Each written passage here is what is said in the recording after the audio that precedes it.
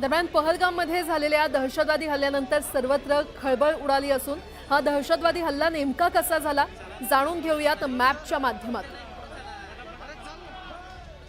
Google अर्थच्या माध्यमातून समजावून घेणार आहोत की ही बैसरन व्हॅली नेमकी आहे कुठे।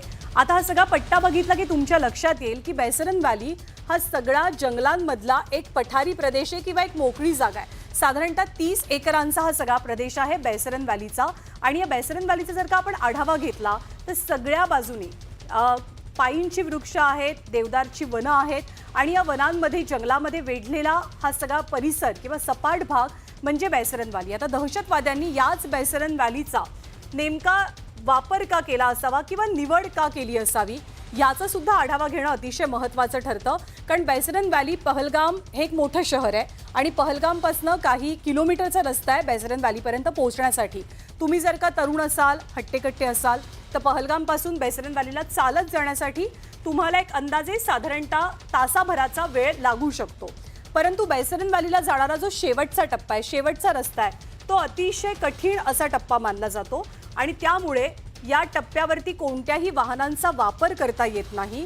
तुम्हाला चालत जावं लागतं, घोड्यांवरनं प्रवास करावा लागतो। अशीच अनेक मंडळी गेलेली होती आणि अत्यंत थोड्याशा अडचणीच्या ठिकाणी ही बैसरन व्हॅली असल्यामुळे जेव्हा हा हल्ला झाला त्यानंतर इथे मदत पोहोचण्यासाठी बराच उशीर झाल्याचं चित्र सुद्धा पाहायला मिळालं। त्यामुळे बैसरन व्हॅली नेमकी कुठे आहे याचा अंदाज गुगल मॅपच्या नकाशावरून तुम्हाला येईल। अटॅकर्सनं चारही बाजूंनी एक प्रकारे या सगळ्या पर्यटकांना घेरलं होतं।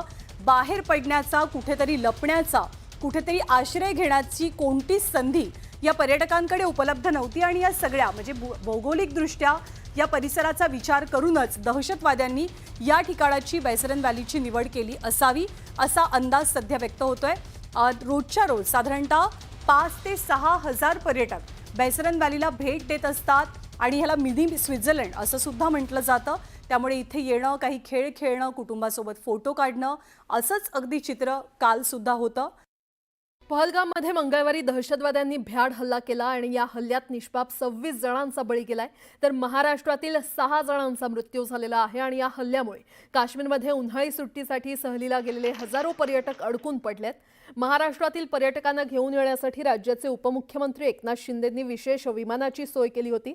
हे विशेष विमान पहाटे 3:30 वाजता मुंबई विमानतळावर दाखल झालं आणि त्यामुळे महाराष्ट्रात परतलेल्या पर्यटकांनी उपमुख्यमंत्री एकनाथ शिंदेंचे आभार मानलेत।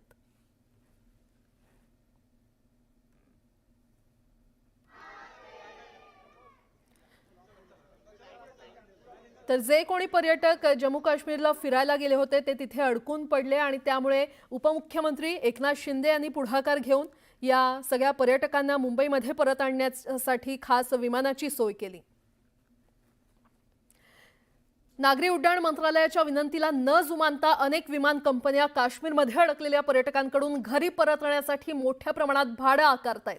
पहलगाम दहशतवादी हल्ल्यानंतर विमान कंपन्यांनी श्रीनगर ते देशातील प्रमुख शहरांचं भाडं हे 2 ते 4 पट वाढवलेलं आहे। अनेक प्रवाशांनी सोशल मीडियावर स्क्रीनशॉट शेअर केलेले आहेत आणि म्हटलंय की या कठीण परिस्थितीत देखील विमान कंपन्या नफा कमवण्यासाठी कोणतीही कसर सोडत नाहीये।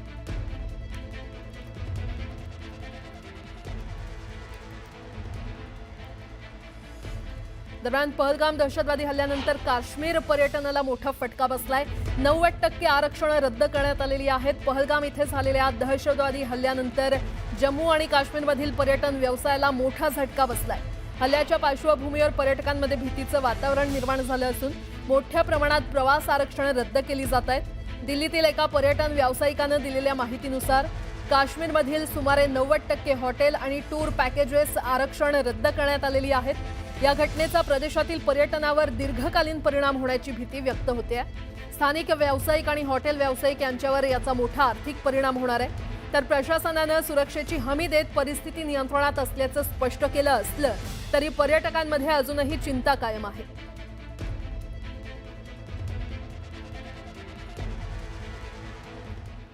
पहलगाममधील दहशतवादी हल्ल्यानंतर सरकार आता ॲक्शन मोडवर आलेलं आहे। हल्ल्याच्या पार्श्वभूमीवर केंद्र सरकारकडून सर्वपक्षीय बैठक बोलावण्यात आली आहे। संरक्षण मंत्री राजनाथ सिंह यांच्या अध्यक्षतेखाली ही बैठक होणार असून या बैठकीला मल्लिकार्जुन खरगे तसंच राहुल गांधी देखील उपस्थित राहण्याची शक्यता आहे।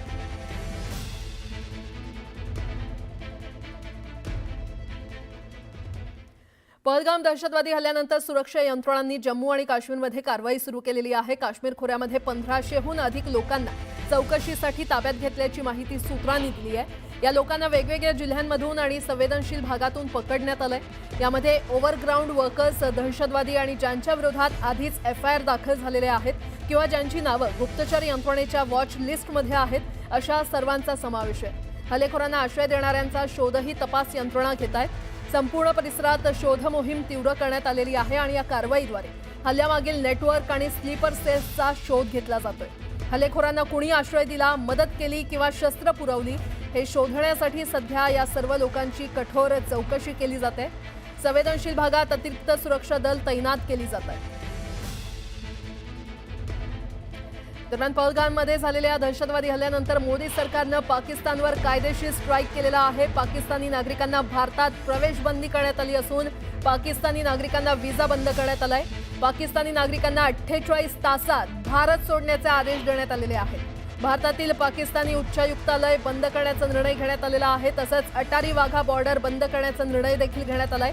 कोणत्याही स्वरूपातील दहशतवादाला थारा देणार नाही असा इशारा केंद्र सरकारनं दिलाय।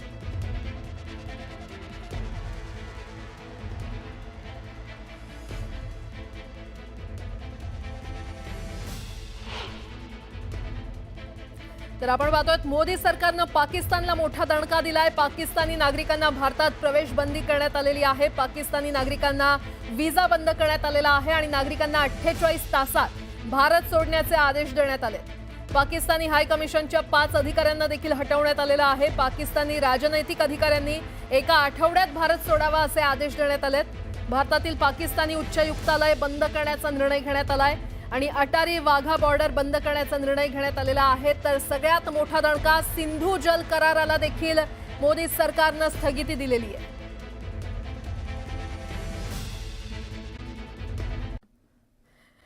तर या ज्या ठिकाणी जो भ्याड हल्ला झाला तिकडचा हा आढावा आमच्या प्रतिनिधींनी दाखवलेला आहे आणि सध्या ही दृश्य आपण पाहतोय पुण्यातली।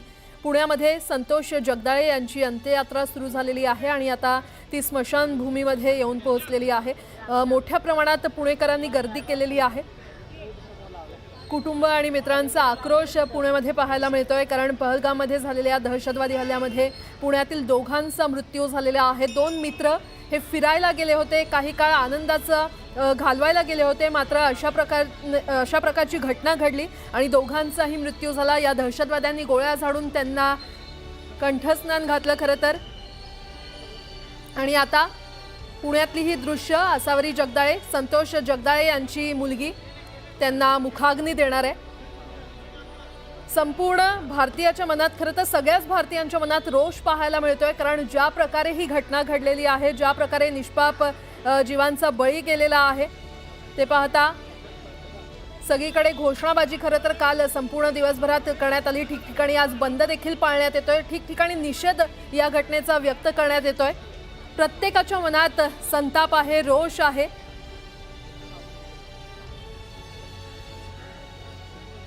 आणि आता ही 30 दृश्य आहेत पुण्यातली।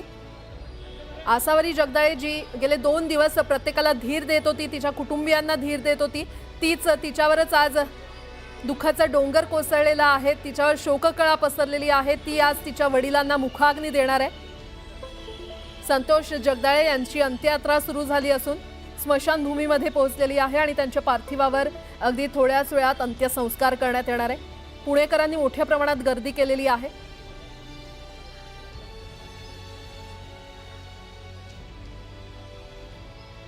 जम्मू काश्मीरमधील पहलगाम इथे झालेल्या दहशतवादी हल्ल्यामुळे संपूर्ण देश हादरलेला आहे। प्रत्येक भारतीयाच्या मनात रोष, संताप पाहायला मिळतोय कारण 27 निष्पापांचा बळी या दहशतवाद्यांनी घेतला आणि त्यामध्ये महाराष्ट्रातील 6 जणांचा समावेश आहे। काल डोंबिवलीमध्ये 3घांवर अंत्यसंस्कार करण्यात आले आणि आज पुण्यामध्ये 2घांवर अंत्यसंस्कार करण्यात येणार आहेत। पुण्यामध्ये संतोष जगदाळे आणि त्यांचेच मित्र कौस्तुभ गणबोटे यांच्या पार्थिवावर आज अंत्यसंस्कार करण्यात येणार आहे। संतोष जगदाळे आणि कौस्तुभ गणबोटे यांचे मृतदेह सकाळीच पुणे विमानतळावरून त्यांच्या निवासस्थानी आणण्यात आले आणि आता त्यांना अंतिम निरोप देण्यासाठी पुण्यातील नागरिकांनी प्रचंड गर्दी केलेली आहे। कौस्तुभ गणबोटे यांच्या निवासस्थानी शरद पवार देखील दाखल झाले। त्यांच्या कुटुंबियांचं सांत्वन करण्यासाठी, त्यांच्या कुटुंबियांना धीर देण्यासाठी शरद पवार देखील तिथे पोहोचलेले आहेत. दरम्यान संतोष जगदाळे हे त्यांच्या खरं तर 86 वर्षांच्या वृद्ध आईला देखील काश्मीरला जाण्यापूर्वी भेटले होते आणि काश्मीरला फिरायला जातोय, लवकरच परत येईन असे शब्द त्यांनी त्यांच्या आईला म्हटले होते. मात्र काश्मीरमध्ये दहशतवाद्यांनी त्यांना गोळ्या घालून ठार केले आणि त्यामुळे जगदाळे कुटुंबावर दुःखाचा डोंगर कोसळलाय.